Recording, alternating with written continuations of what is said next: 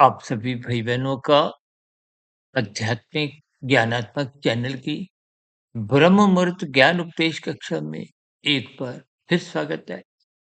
आज की चर्चा का विषय मन की चंचलता को, मन की उद्दंडता को और मन की लोलुपता के दृष्टिकोण से मन के विषय भोगों में जो कलयुग में आसक्ति निरंतर बढ़ते-बढ़ते ये 24/7 का रूप ले चुकी है।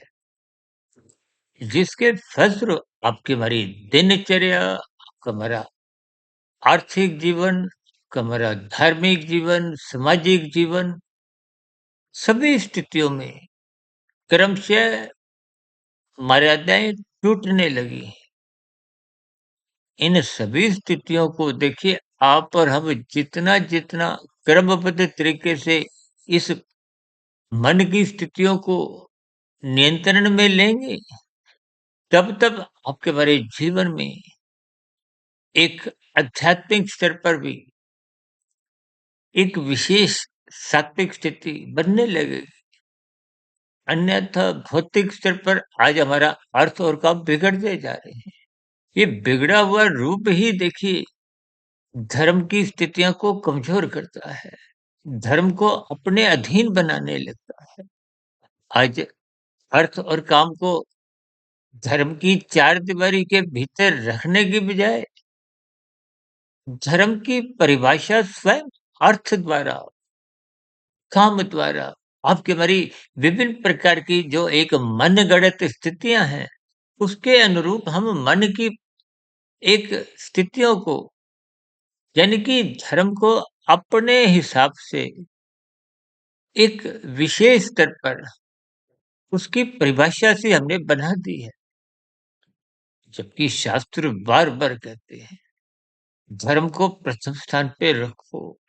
धर्म को एक धारण करने की उस वृत्ति से आप समझो ताकि आपकी हमारी दिनचर्या व्यवस्थित हो, आपके हमारे कर्तव्य कर्मों को सहज ही एक सात्विक दिशा मिले।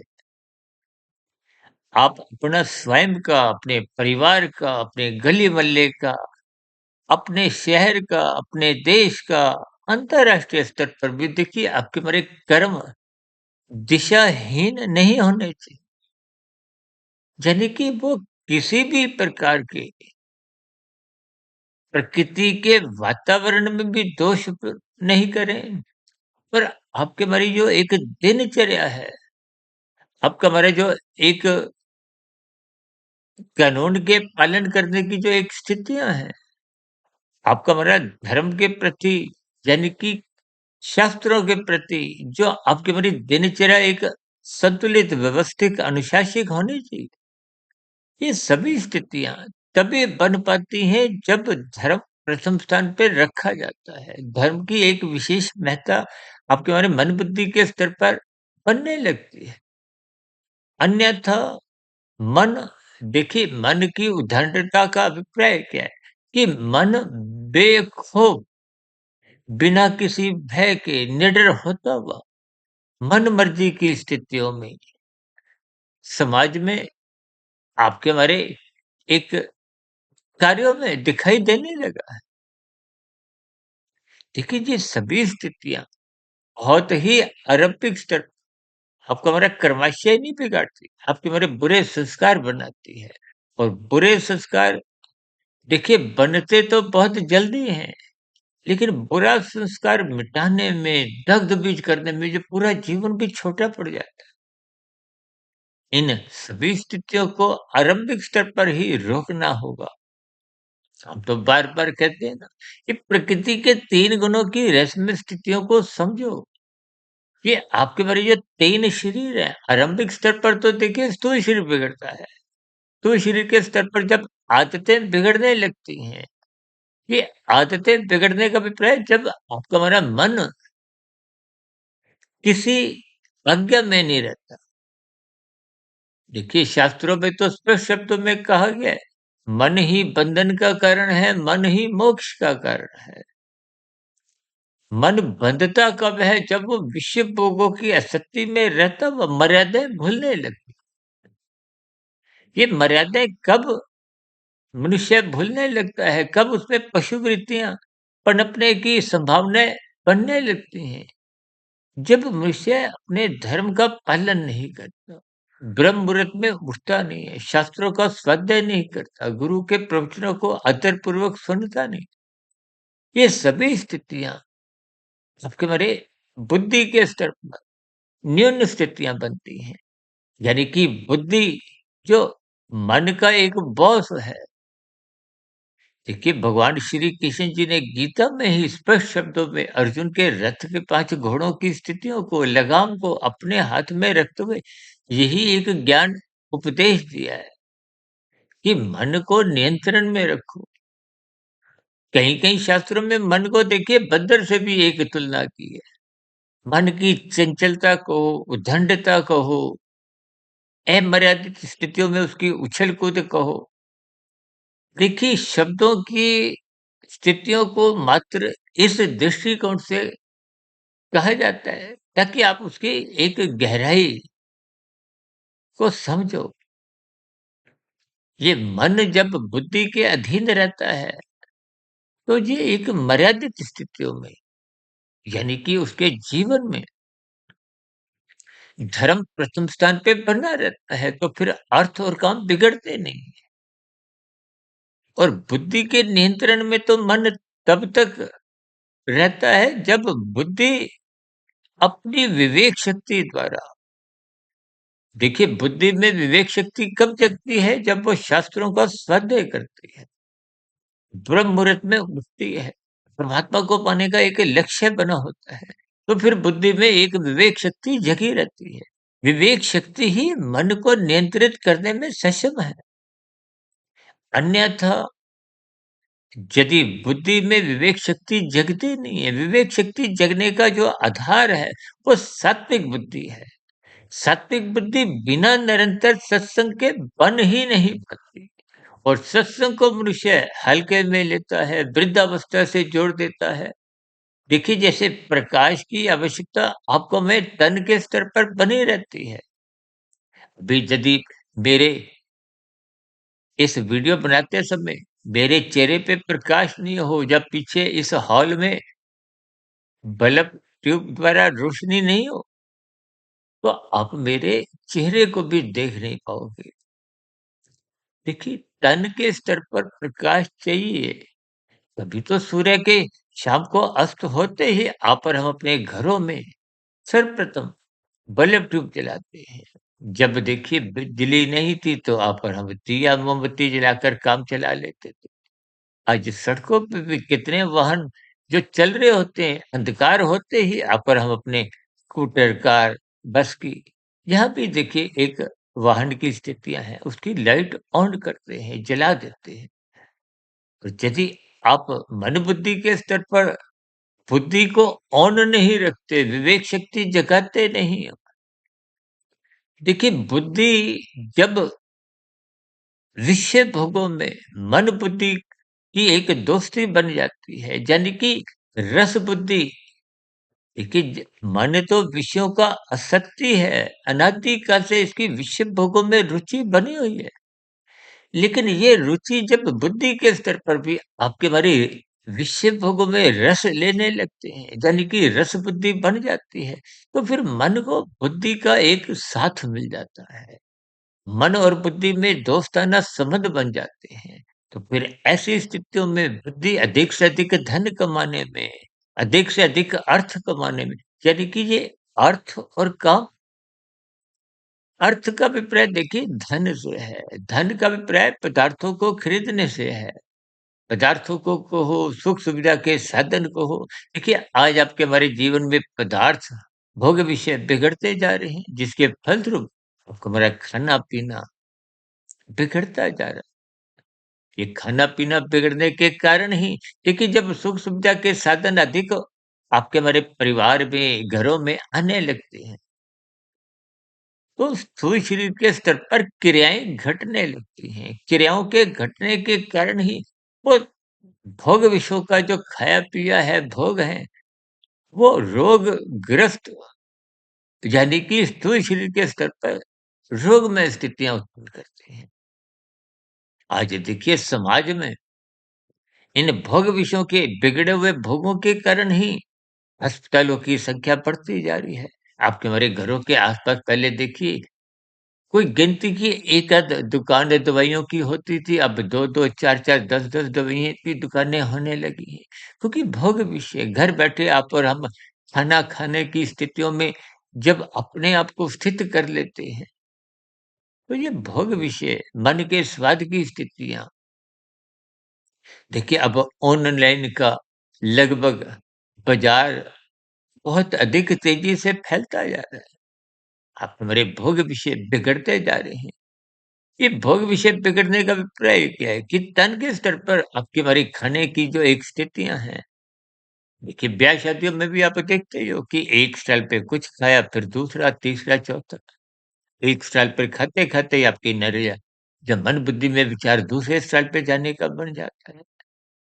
कल तो देखिए रेस्टोरेंट में भी कुछ बफे सिस्टम आरंभ हो गए। ये सभी स्थितियाँ आपके हमारे जीवन में कब प्रवेश कर जाती हैं, मनुष्य को इसका बोध नहीं रहता।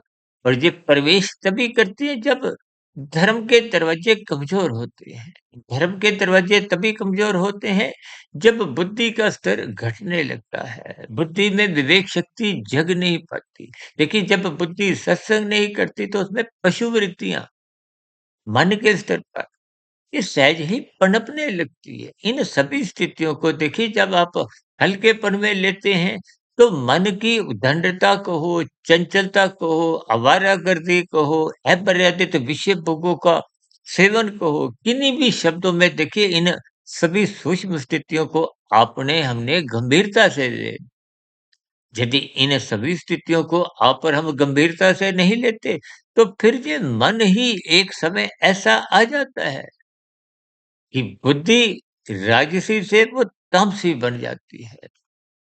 देखिए जब आप विषय भोगों में असक्त होते हुए आज देखिए अक्सर हम कहते हैं लाल बत्ती पे रुको, उस लाल बत्ती का आप सम्मान करो क्योंकि दूसरों की हरी बत्ती है। दूसरों के अधिकारों की रक्षा करो, अपने कर्तव्यों का पालन करते हुए।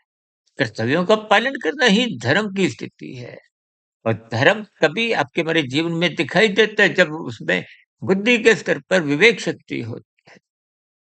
अन्यथा कि हमारी दिनचर्या मन के अधीन होते हुए देखिए जब आप बुद्धि द्वारा कुछ ऐसे निर्णय ले लेते हो मन की विषय भोगों में आसक्ति के कारण तभी तो देखिए मनुष्य दूसरों का हिस्सा खाता है झूठ छल कपट ठगी हेरा फेरी ये नीतिगत कार्य घोटालेबाजी की स्थितियां ये बेईमानी की स्थितियाँ बिना बुद्धि के देखिए मन इनमें सफलता हासिल कर नहीं पाता। आजकल तो देखिए डिजिटल अपराध बढ़ने लगे हैं। आजकल तो कहीं-कहीं देखिए डिजिटल अरेस्ट जैसी कुछ विभिन्न प्रकार की देखिए ठगी के तरीके आरंभ हो गए। इन सब का कारण क्या है कि मन की उद्दंडता बढ़ती जा रही है। मन में कोई खौफ नहीं है। देखिए शास्त्रों में जो नरकों के भय की स्थितियाँ और स्वर्गों की एक विशेष पुरस्कार की स्थितियाँ दर्शाई गई हैं, उसके पीछे का कारण एक ही है कि आप कानून का उल्लंघन मत करो। आप शास्त्र विरुद्ध पाप कर्म मत करो। यानी कि पाप कर्मों से रोकने के लिए, कानून का पालन करने के लिए, ये सभी स्थितियाँ शास्त्रों में एक कर्म कांड के रूप में भी समझाई जाती हैं। देखिए जब आपके हमारे जीवन में कर्म कांड ज्ञान पूर्वक होते हैं, भारत तो देखिए एक आध्यात्मिक देश माना गया है। अभी कुछ रोज पहले ही भारत के उत्तर प्रदेश राज्य में एक महाकुंभ मेले का समापन हुआ, जिसमें लगभग 67-68 करोड़ लोगों ने डुबकी स्नान रूपी एक आस्था के स्तर पर उसको सात्विक दृष्टिकोण से लिया। भले ही देखिए जब आप इन सभी स्थितियों को नकारात्मक भाव से अपने पाप कर्मों की धुलाई के संबंध में लेने लगते हो, तो फिर ये स्थितियाँ अर्थ और काम तक ही सीमित बनी रहती है। तो फिर धर्म का अंकुरण हो नहीं पाता। देखिए जी, जितने भी तीर्थ स्थल हैं, साधु संतों का संग करने की स्थितियाँ हैं, इनसे ज्ञानपूर्वक जुड़ते हुए तो कुछ प्रेरणा लेनी होती है। प्रेरणा इस दृष्टिकोण से कि आपके नए कर्म वो एक सात्विक भाव से हो, उनमें कहीं भी मलिनता नहीं हो, कानून का पालन करें।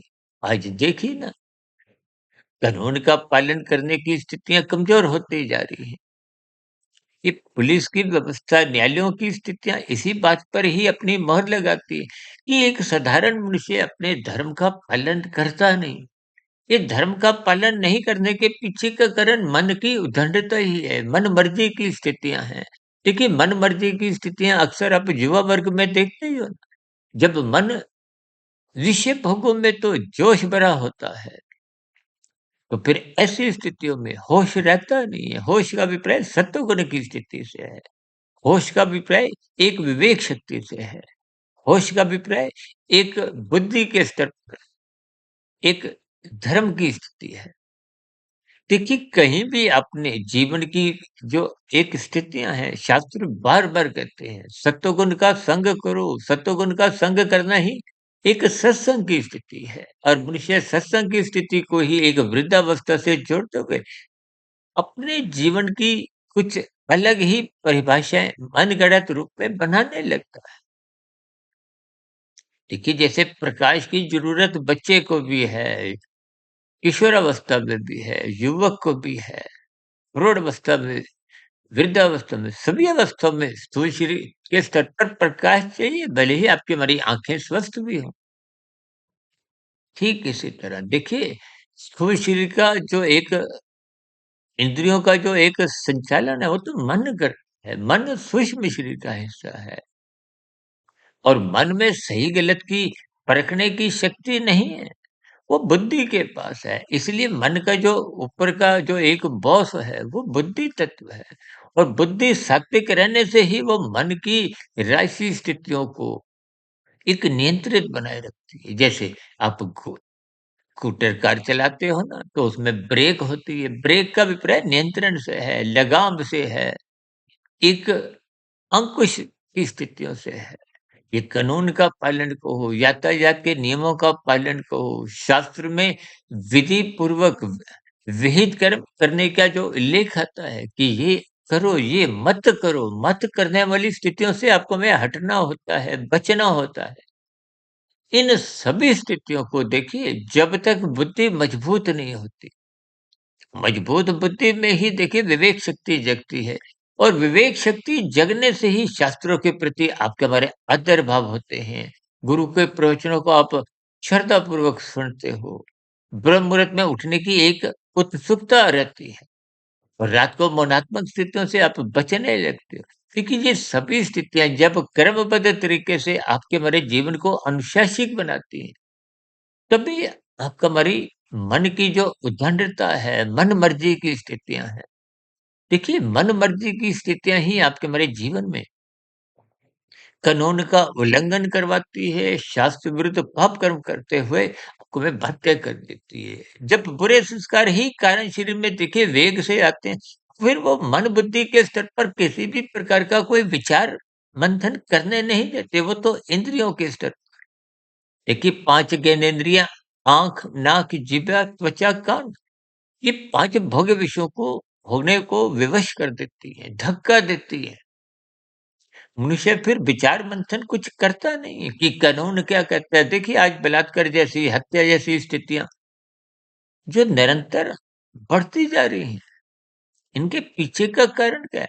देखिए, जैसे आंधी-तूफान बेखौफ आते हैं ना, आते तो कुछ सेकंड्स के कहो, मिनट के कहो, लेकिन ये आपका हमारा भविष्य एकदम दूषित कर देते हैं। देखिए, जघन्य अपराध की सज़ा तो देखिए यहाँ की कानून व्यवस्था में फिर भी एक सीमित दायरे तक ही मिलती है, उम्र कैद या फांसी तक की सज़ाएँ मिलती हैं। लेकिन परमात्मा की व्यवस्था में कर्मफल सिद्धांत के अंतर्गत को हमें विभिन्न प्रकार की जो एक दंडनीय स्थितियों से गुज़रना होता है। मनुष्य से नीचे की जो 80 लाख प्रकार की योनियाँ हैं, देखिए कुल जोनियाँ 84 लाख हैं। उस 84 लाख में 80 लाख बहुत बड़ा एक अनुपात कहो, आंकड़ा कहो, वो नीचे की जोनियाँ आपके हमारे बिगड़े हुए मन के स्तर पर ही उद्दंडता की एक मोहर लगाती है। क्योंकि मन की जो उद्दंडता है, मन बेखौफ देखिए पाप कर्म कब कितने करता जाता है, मनुष्य को इसका बोध नहीं होता। देखिए सत्संग के अभाव में, ज्ञान के अभाव में, प्रकाश की न्यूनता के कारण आपको में इन सभी स्थितियों को जब बोध नहीं होता, देखिए बोध तब होता है जब लगभग मृत्यु के अंतिम क्षणों की लगभग स्थितियां आपके हमारे जीवन के इर्द गिर्द आने लगती हैं। पश्चाताप की स्थितियां भले ही बनने लगती हैं, लेकिन उस समय विशेष में आपका हमारे जीवन में कोई सुधार के समय बचता नहीं। देखिए 3 घंटे का एक आपकी बारी परीक्षा है, 2 घंटे 50 मिनट, 55 मिनट आपके बीत गए, तो अंतिम 2, 4, 5, 7 मिनट में आप और हम अपनी उत्तर पुस्तिका में प्रश्नों के उत्तर में कोई विशेष सुधार ला नहीं सकते। देखिए संकेतों को विभिन्न उदाहरणों द्वारा आपको हमें ज्ञानपूर्वक बात समझनी है।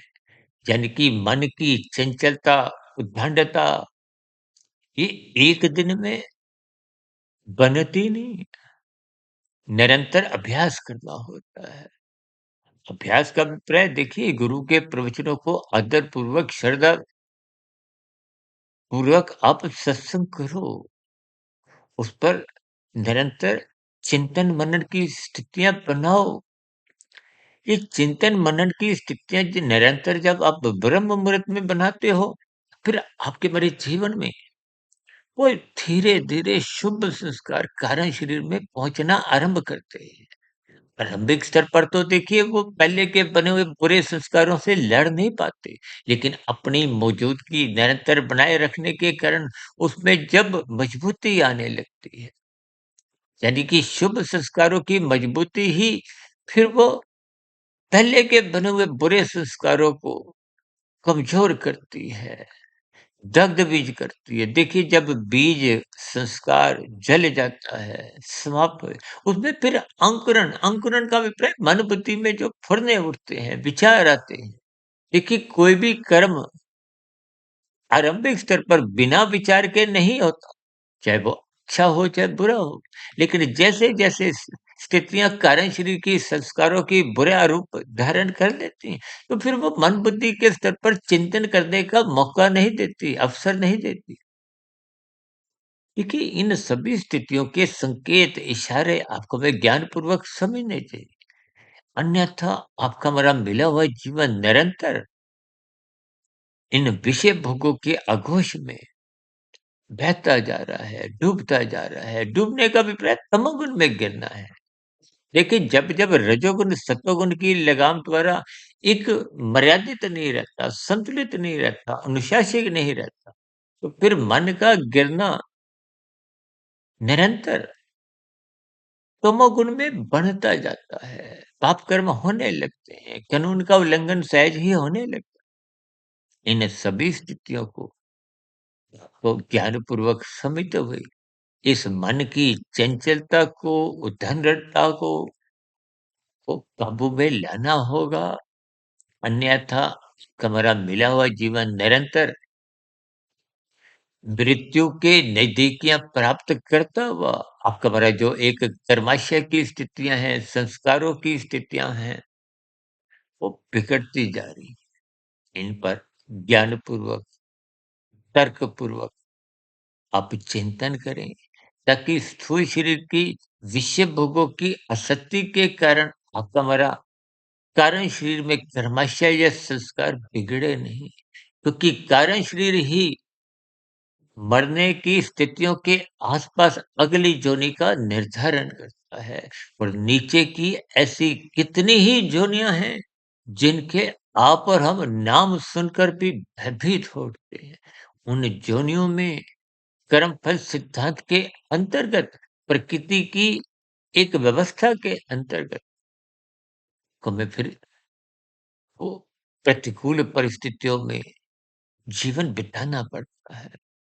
देखिए, इन सभी स्थितियों को आत्मा की प्रेरणा से, गुरुओं के आशीर्वाद से, ब्रह्म मुहूर्त समय विशेष में इन पर मैंने कुछ प्रकाश डाला है। हो सकता है मेरे समझाने में कुछ कमी रह गई हो, क्योंकि मैं भी आप भाई-बहनों के समान देखिए मायाबद्ध की ही स्थिति में हूँ। फिर भी इन सभी स्थितियों को तर्कपूर्वक आप भी चिंतन करें। चिंतन करते-करते अपने जीवन में मन की उद्दंड मन मर्जी की स्थितियों उचित लगाम लगाएँ, ताकि सर्वप्रथम हम कानून का पालन करें, शास्त्र विहित कर्म ही करें और जहाँ तक संभव हो परोपकार के कार्यों में अपना एक योगदान दें। क्योंकि परोपकार के कार्य ही मनुष्य को पाप कर्म करने से रोकते हैं और परोपकार के कार्य ही जब ज्ञान पूर्वक होने लगते हैं, तो फिर मनुष्य में सकामता के भाव कमजोर पड़ने लगते हैं। निष्कामता यानी कर्म योग, ज्ञान योग, भक्ति योग की स्थितियाँ बनते हुए आपके हमारे जीवन में आध्यात्मिक उन्नति के दरवाजे खुलने लगते हैं। ये आध्यात्मिक उन्नति के दरवाजों का खुलना ही आपके हमारे जीवन की एक सार्थकता है। अन्यथा धन के स्तर पर, मन के स्तर पर विषय भोगों की आसक्ति को मैं अल्पकालिक सुखों की ओर भोगने की ओर विवश कर देती है। और ये विवशता, उद्दंडता, लोलुपता तब तक बनी रहती है जब तक बुद्धि अपनी विवेक शक्ति द्वारा मन पर नियंत्रण या अंकुश नहीं बनाती। इन सभी स्थितियों से संबंधित आपके मन में कोई प्रश्न उठ रहा हो, कोई मेरी कही गई बातें आपको तर्कपूर्वक सही नहीं लगती हो या कही गई बातों पर आपकी कोई आपत्ति हो, शिकायत हो, इन सभी स्थितियों का नीचे दिए गए कमेंट्स बॉक्स में सदा ही स्वागत है। इस चर्चा विशेष को अब यहीं विराम देते हैं। दिन में आध्यात्मिक ऑक्सीजन की लघु ज्ञान संदेश में और शाम को सर्व कल्याण वृक्ष की प्रश्नोत्तर ज्ञान कक्षा में फिर मिलेंगे। तब तक सुधीर भाटिया फकीर को इजाजत दें। वीडियो विशेष को ध्यानपूर्वक, धैर्यपूर्वक, गंभीरतापूर्वक सुनने के लिए आप सभी भाई बहनों का बहुत बहुत धन्यवाद।